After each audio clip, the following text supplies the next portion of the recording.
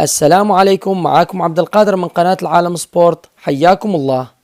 بهذا الفيديو راح نتكلم عن موعد مباريات المنتخب الوطني، عن موعد مبارياته الودية وموعد مبارياته في التصفيات الآسيوية المزدوجة.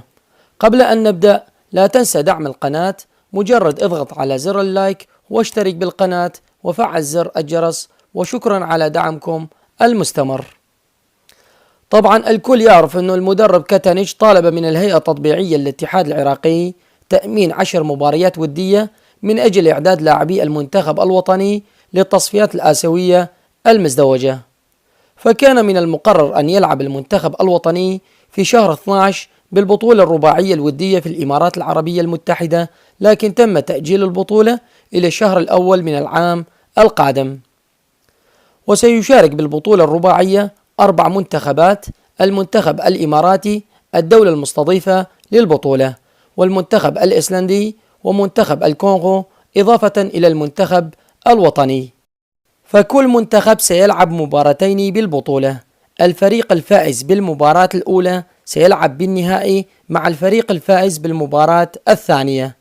موعد المباراتين: سيلعب المنتخب الوطني مع منتخب إيسلندا يوم السبت المصادف 9/1، وفي حال فوز المنتخب الوطني بالمباراة سيلاقي المنتخب الفائز من مباراة الإمارات والكونغو يوم الثلاثاء المصادف 12/1. وفي حال خسارة المنتخب الوطني بالمباراة الأولى سيلعب مع الخاسر من مباراة الإمارات والكونغو. نتمنى فوز المنتخب الوطني بالمباراتين من أجل رفع رصيده بالنقاط وتقدمه بالترتيب العام حسب تصنيف الفيفا الشهري للمنتخبات. هذا بالنسبة للبطولة الرباعية الودية. أيضا سيلعب المنتخب الوطني مباراتين وديتين نهاية الشهر الأول في ملعب جذع النخلة في البصرة. المباراة الأولى مع المنتخب الكويتي يوم 27/1، ولكن لحد الآن الاتحاد الكويتي لم يوافق بشكل رسمي على إقامة المباراة. وبعد 4 أيام سيلعب منتخبنا الوطني مباراته الثانية على ملعب جذع النخلة مع المنتخب الأذربيجاني يوم 31/1. هذا بالنسبة لمباريات المنتخب الوطني في الشهر الواحد. قد يلعب مباريات ودية أخرى في الشهر الثاني من أجل التحضير الأخير لمباريات التصفيات الآسيوية المزدوجة. أما في الشهر الثالث سينطلق مباريات التصفيات الآسيوية المؤهلة إلى كأس العالم 2022 في قطر، وكأس آسيا عام 2023 في الصين.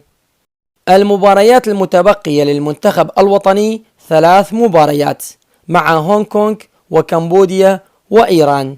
سيلعب يوم الثلاثاء المصادف 30/3 مع هونغ كونغ، وسيلعب يوم الاثنين المصادف 7/6 مع كمبوديا، والمباراة الأخيرة يوم الثلاثاء المصادف 15/6 مع المنتخب الإيراني.